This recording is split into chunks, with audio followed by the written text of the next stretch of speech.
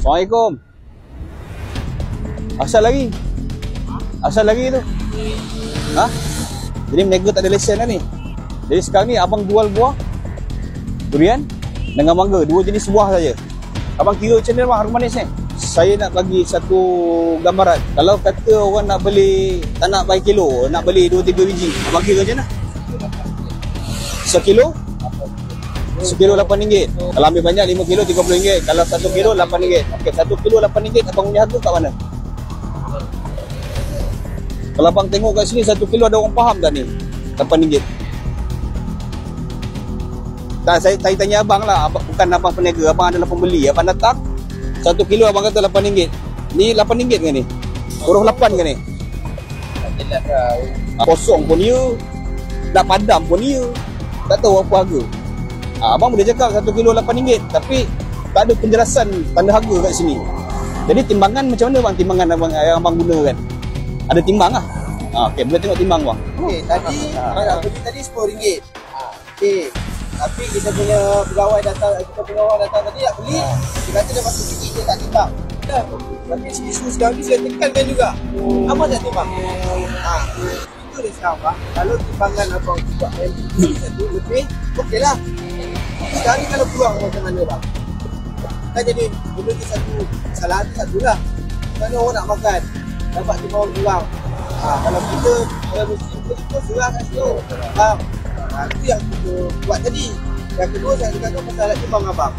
Tu abang tahu, alat timbang masih ada perpisahan. Masih ada stapling. Abang pekerja.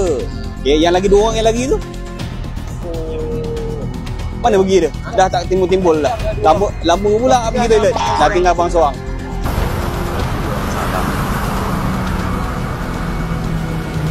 RM8.82. Dia bayar RM10 bang. Abang rasa dia rugi berapa ringgit? RM2. Abang rasa layak ke dia rugi macam tu? Abang rasa kita jangan cerita topi kita berniaga, topi penguasa jangan. Kita topi sebagai pengguna. Tak ada masalah konsep abang. Abang boleh bagi pengguna juga pilihan. Ini buah harum manis Semboja kan? Ini panjang ni. Betul. Ni apa buah ni? Ini mangga Tiku Raja. Tiku Raja. Okey, tak apa. Hari ni aku belajar buah, kau belajar pasal undang-undang. Tak ada masalah. Kita win-win Okey, kau ajar aku buah, aku ajar ni. Okey, ni berapa bang? Yang sama harga. Sama harga. Ada nama dia bang. So, setiap kali datang masalah itu mendewasakan abang sebagai peniaga. Abang kena ambil positif. Faham Okey. Saya tak tahu nama buah. Abang kena bagi tahu saya nama buah. Faham? Bila kita nak berniaga, satu je. Bila kita dah ready nak berniaga, nama buah ni kita letak supaya orang tak terkeliru ataupun dia tak dakwa abang cuba menipu dia. Ada beberapa perkara yang abang perlu tambah baik. Okey? Ada contoh ni. Tiku Raja ni berapa harga dia sekilo? Sebab penandaan harga mesti jelas bagi setiap barangan yang dipamerkan untuk tujuan perdagangan. Okey. Kemudian yang ni bang, susu. Okey, kalau kata abang buat, kalau makin tinggi makin murah. Okey, bagi sekilo berapa, letak sekilo berapa, 3 kilo berapa, 5 kilo berapa. Orang akan faham. To be fair, bila kita dapat aduan, kita mesti jalankan tugas. Kita akan ambil tindakan. So kita akan compound kepada buat tipu manja ni. Faham.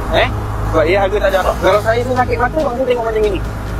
Saya sakit hati, saya sakit mata, saya jadi pengguna pun. Saya balik, saya semayang taubat tau. Saya tak tahu apa salah saya je sampai dapat niaga macam ini. Tu lah. Tu abang tu masalah. Kita faham, sini ramai persaingan, tak ada masalah. Nak bersaing, apabila abang bersaing dengan sihat, letakkan dengan jelas, saya yakin bang, orang akan datang ke abang repeat. Sebab dia tahu abang bagi dia paparan dia tak jelas. Tapi yelah, kita cerita juga. Yang ni saya keluarkan kompon sebagai tanda pengajaran.